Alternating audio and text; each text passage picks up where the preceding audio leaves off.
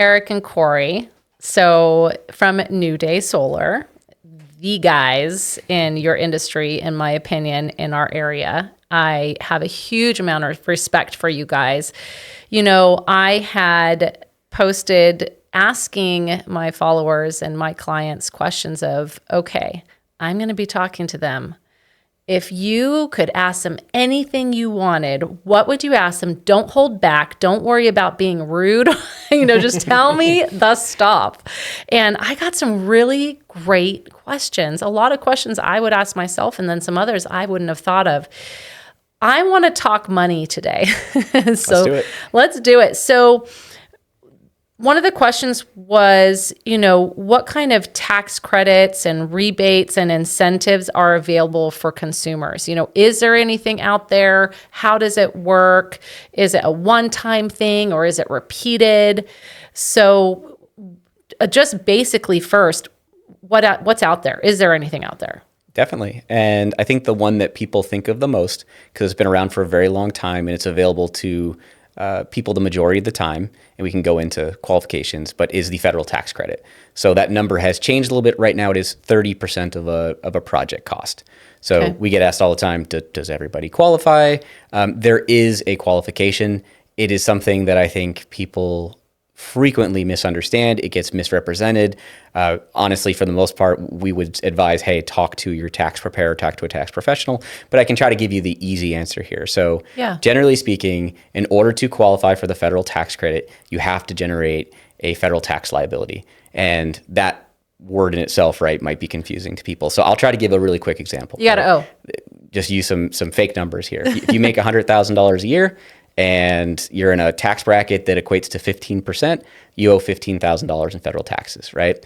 That is you creating a $15,000 tax liability. So as long as that's happening, you can apply the solar tax credit to it. So let's just say the tax credit was $15,000.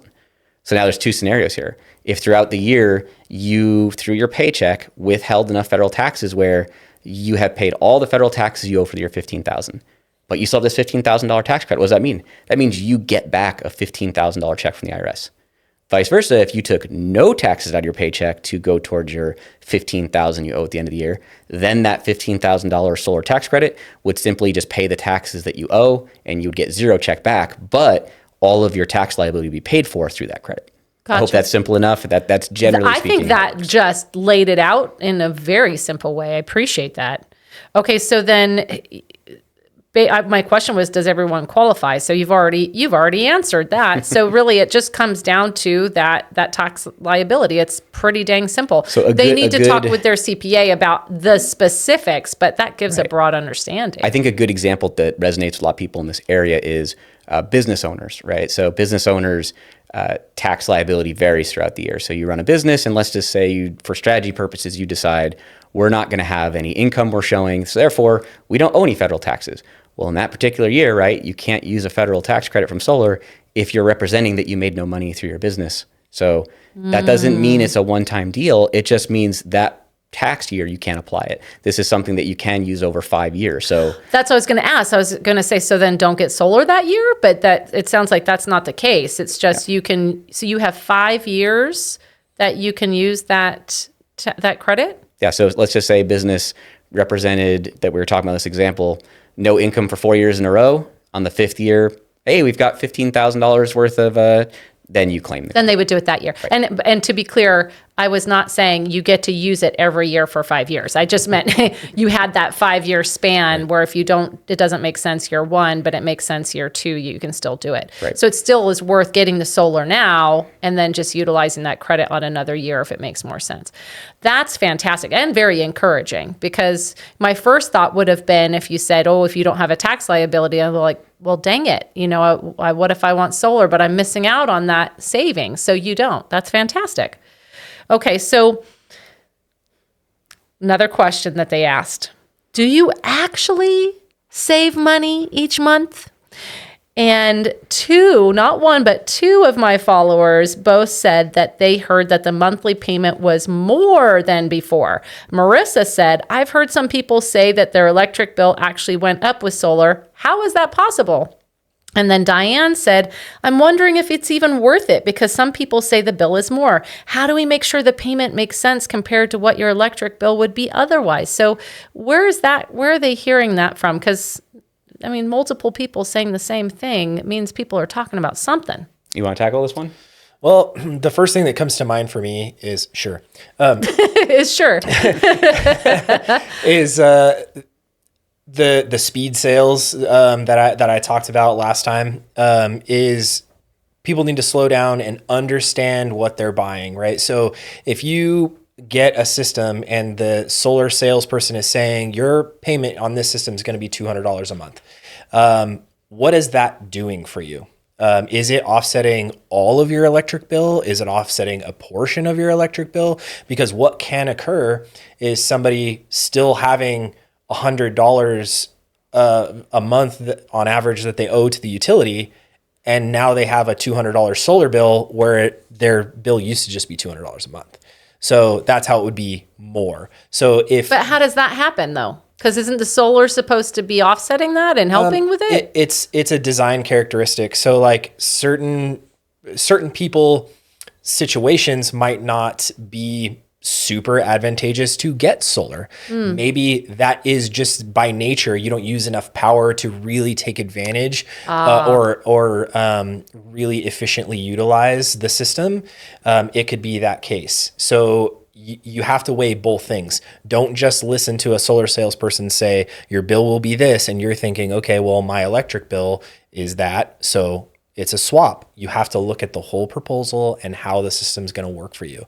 And then the second thing that comes to mind is when a system, it might start out where it's covering your whole electric bill, but over time, electric usage can change. And I think people don't always understand how easy it can be to have your electric bill run away when as far as you're concerned, nothing has changed in your house, right? So the utility raises rates every single year. So where 2 years ago, you at the end of your billing cycle, your annual bill with the utility, you owed $87 or something like that. And it's like a non-issue. You're like $87 for the year. Cool.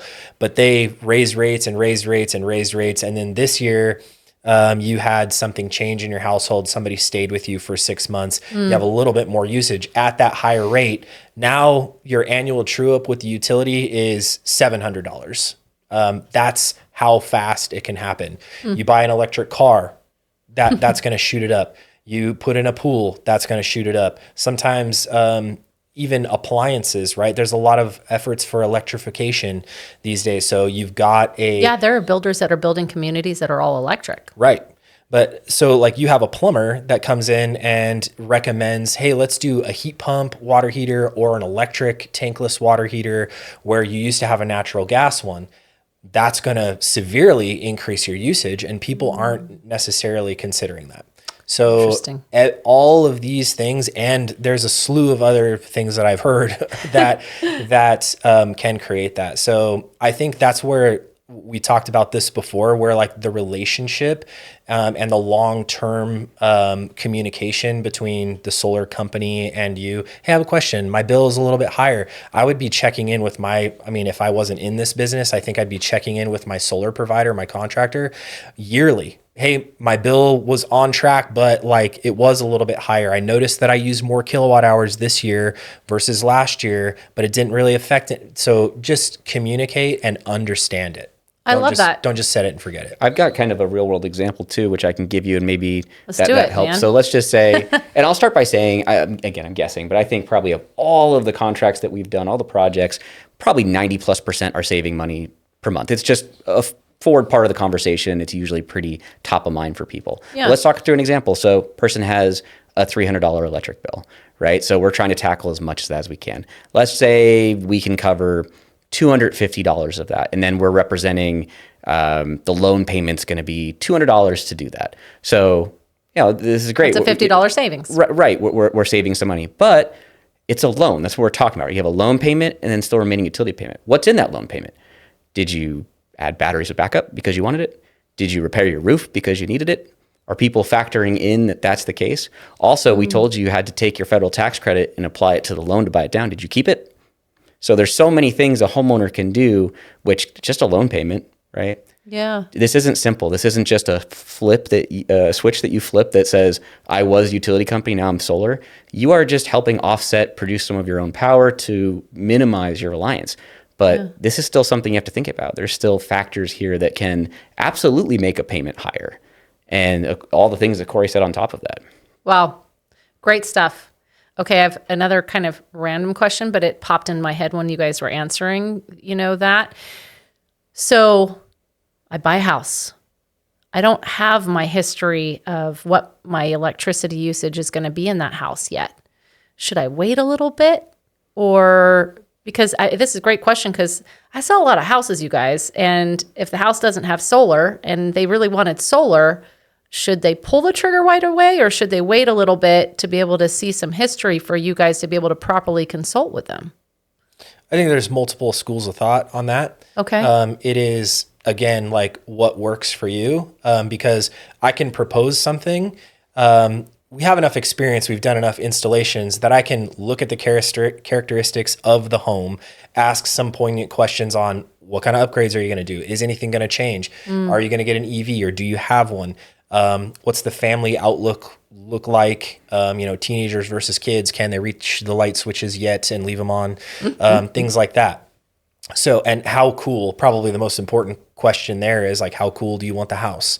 And with all those factors, we can get pretty close to designing a system that's going to start saving you money today with no net metering cliff or anything like that to worry about. What does net metering cliff mean? Sorry, you just went lingo on me. Yep, sorry, I did it. Changes with the utility. How they compensate, right? So there's no looming changes with the utility companies around here right now. Gotcha. So there wouldn't be a huge harm in saying, hey, the system isn't quite covering it after my first year. I need 4 more solar modules and then I'll be good. And we can add those without affecting anything at this point. Now, that's cool. If the utility was changing something, that'd be a different story. I would say, we really want to design the system right the first time so that you don't miss out on the utility program. But it is nice to know, like you said, that you can make that slight adjustment if needed. Yep. That is really, really neat. Okay. All right. So another great question was, what if my roof is bad? Do I have to pay for a new roof first? Do you warranty my entire roof? How does the whole roof part work? I think this is a great question, not Yay, just for good the job, exact, Marissa. not just for the exact question, but also I think this highlights a problem within the industry. So imagine you get an opportunity for a project, everything looks great, the person's ready to sign, and then all of a sudden you discover this roof is 25 years old, it's right on the fence, it's kind of brittle, the paper, which is the waterproofing layer. This becomes like an ethical, moral decision. Do I just move forward with the project or do I slow it down, add more costs, potentially lose the whole project? You can guess which side New Day Solar does, right? We work with a local 100%. roofer that we trust, and Cory especially has created processes to make sure that we are way on the line of caution. We have probably, done some re-roofs where, maybe other companies could have done it and it wouldn't have leaked, but we do not take that chance. So sorry, that wasn't your exact question, but I just wanted to set that is if you have, just say, what do you think, 20 years or older roof, this should be part of your consideration. We are penetrating that roof paper. You don't want us creating additional tears that's going to expose you to leaks in the future. Here's I think probably the most poignant thing that people need to know about this. Most contracts that you sign for solar, and I wish that, in the old days, it was like I read everything that I sign, right? I think the majority of solar contracts are being signed without being scrutinized. I agree. And what you will find in a typical solar contract is that they will warranty 3 inches around a penetration. If the leak is not occurring within 3 inches of a penetration, then sorry, it's not our problem. So if a solar company chooses to install a solar system on a roof surface with really terrible paper, they're going to make you prove that the leak is caused by one of their penetrations. Which, how do you even do that? Good point. I mean, how do you even do that? It's very difficult. You'd probably have to have another solar company, and it's just a he said, she said. And I don't think that is in any customer's best interest. So like Eric said, we have stuff in place to really scrutinize roofs. And I think we probably lost jobs because I said, we're not willing to put a system up here. It's not in your best interest. You need to re-roof this surface. Because the other thing that people need to consider is in this situation where the solar company says, sorry, it's not our problem. If you want your roof fixed, now you're going to have to pay someone out of pocket to take a solar system down, have a roofer do the repair and put it back up. And I can tell you that is not inexpensive. So do this once, do it right. Re-roof, if there's any question, re-roof just the surface where the solar is going. You don't have to re-roof your whole house, but re-roof the surface where you're going to put solar down. Okay. Well, I don't know if we answered your question exactly. Do you no, want to you repeat did. it? Answered Okay. it. No, you answered it beautifully. Well, the only part that she added was, do you warranty my entire roof? But it sounds like you warranty the area that the solar system is on, right? Yeah. So if we've done the installation and you call us and say you've got a roof leak, chances are we're going to come out and take a look regardless. If it's on the opposite side of the house, we're going to go, I've got a roofer, recommendation for you. But if it's anywhere near the solar system, we're going to scrutinize our own work and make sure that the leak isn't caused by the system. And more often than not, on a tile roof, there's a broken tile somewhere that has slid, and then we're on the roof, we'll replace the tile. I mean, we're already up there. So that's another benefit, I would say, in just how we work is we're not trying to nickel and dime people. We're trying to just solve the issue. And I've heard, I don't have experience with this, but I've heard other people have problems with a solar installation company. Hey, they're going to charge me $500 to come out to look at what's going on. And then they said, if it's not their fault, then I have to pay somebody else. And it's just kind of it's not the customer experience that consumers think that they're getting when they sign with that really kind solar broker or salesperson or door knocker or whoever in the beginning. Yeah. It's a huge problem in this industry. Everyone wants to sell you solar. Basically, nobody wants to service it after the fact.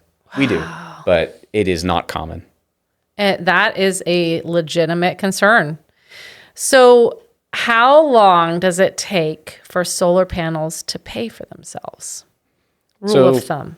Yeah, rule of thumb, I would say. So anytime you're talking about like a payback period, right? Let's talk in averages, and we have to talk about if somebody's paying cash, right? That's the easiest way to talk about this. Right now, I think we're seeing somewhere between 6 and 8 years. That's pretty typical. Okay. So meaning the savings on your electric bill will pay for the cash outlay that you put to buy the system, less the federal tax credit. That's factored in as well, that you're getting that. But 6 to 8 years, and I think that's pretty darn good, right? If you turn that into an ROI, something people are more familiar with, you're talking about 20+%, right? Yeah. Do you have any investments that make 20% a year?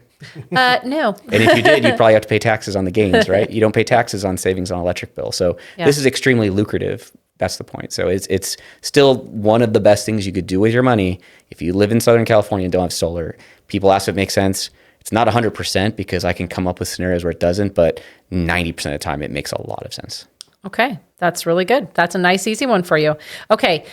Cory, you had mentioned, I don't know if it was last week when we were talking or if it was today, but a true up. So I jargoned you again. I'm sorry. No, actually, you didn't say true up, but you said it in a much better way. You said like annual correction, something. I don't remember, but I'm going to say the jargon of true up because I think a lot of consumers do hear that phrase now, but I don't think we necessarily know how it works or what it actually means. So would you give us some clarity on that? Sure. So there's kind of 2 points to be made here. We have just transitioned.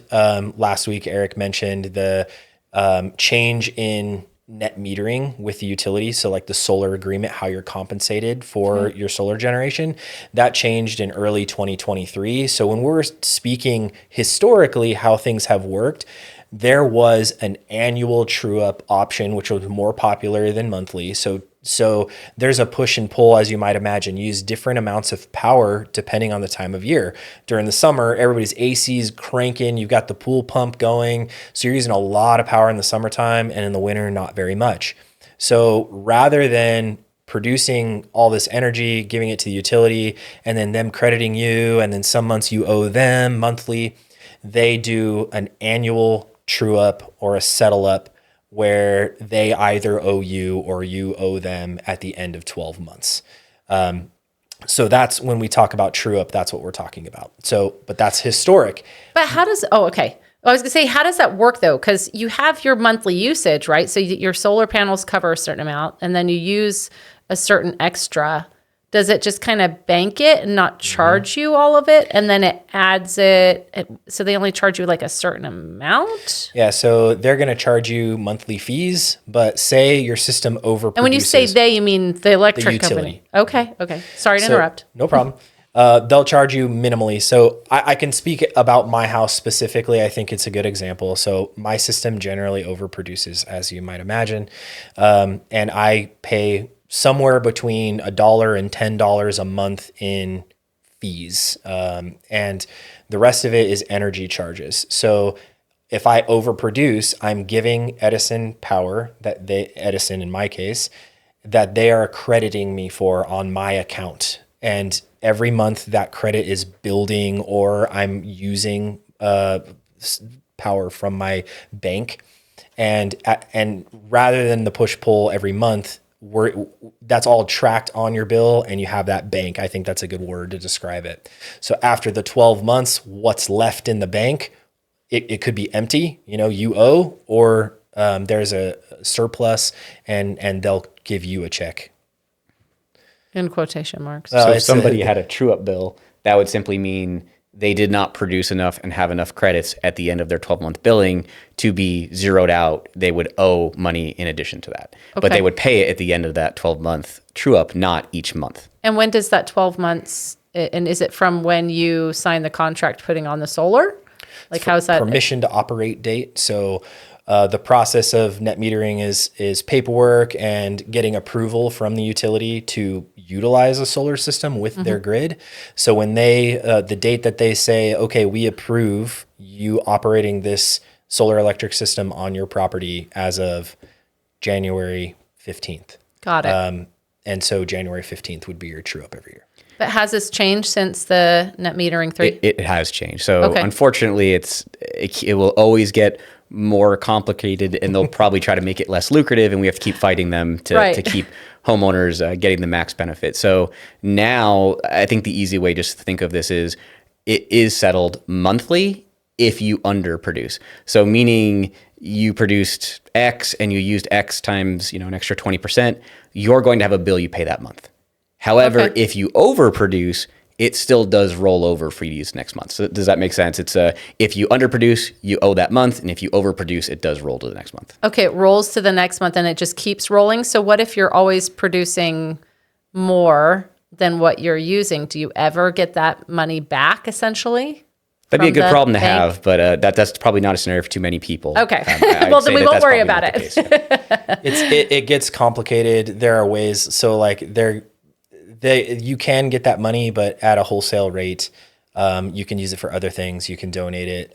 But the point is that having a solar system to generate money is not a strategy that any utility would support. So they have really caged what you're able to do with that credit other than just use energy. That probably wouldn't happen unless somebody stopped using their air conditioning unit, or it would be a very uncommon scenario. That would be crazy. Craziness. Okay, one more question.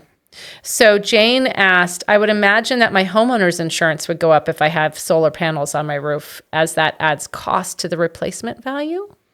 That's a good question. So I know you guys aren't insurance brokers, but no, but we do get asked these kind of related questions. So it is not going to increase the value of your home, right? That's part of that equation. So it's not going to directly increase your homeowner's insurance based on it increasing the value of your property. However, there could be say a minimum requirement on the insurance side, which might in turn make you have to get more coverage, which could make it more expensive. Okay. So not a direct formula, but it just might be a requirement of you need this much coverage, and that's slightly more expensive than if you didn't have the need for that coverage. It's been years, but I want to say when I called my insurance company to tell them I got solar, I want to say it increased my yearly insurance $50.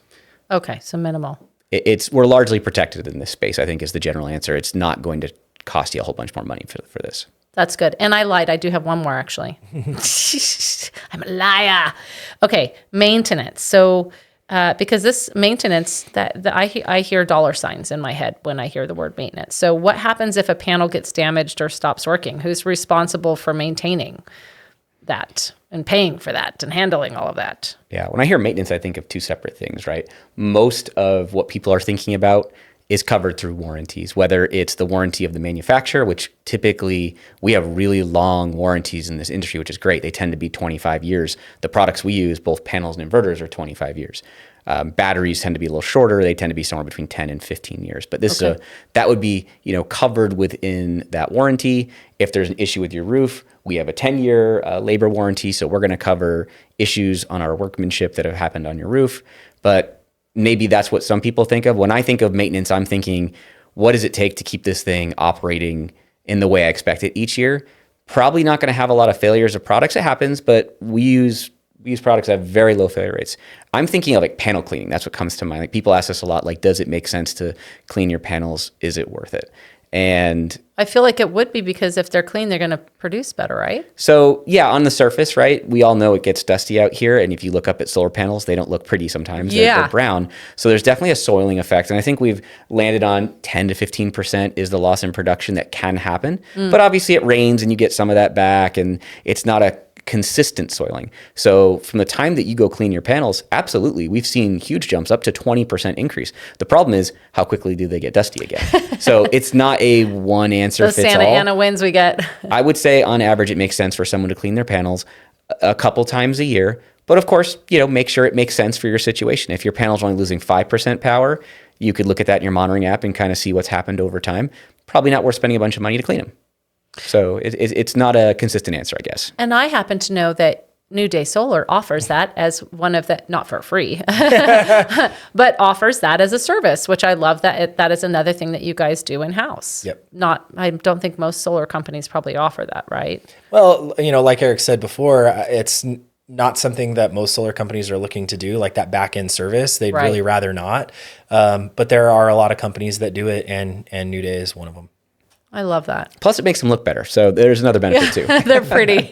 You drive by and go, I'll drive by and I'll tell my family, sold that house. You drive by and go, look at our panels up there. We usually drive by and we're like, look at that failed, Tetris game over there. We get angry when there's bad designs. when there's designs that we didn't do. Wow, that could have been better.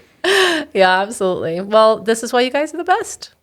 So if you want to ask more questions of them, anything that maybe I missed, you can reach out to Eric and Cory and their amazing team. And we're going to have more info for you on solar. So make sure to like this video and subscribe to our channel so that you can get all of the great content that we have every week. Thank you for spending time with us today. And thank you to you guys for spending time with me and letting me grill you. I appreciate it. Absolutely. Thanks for having us. All right. We'll do it again.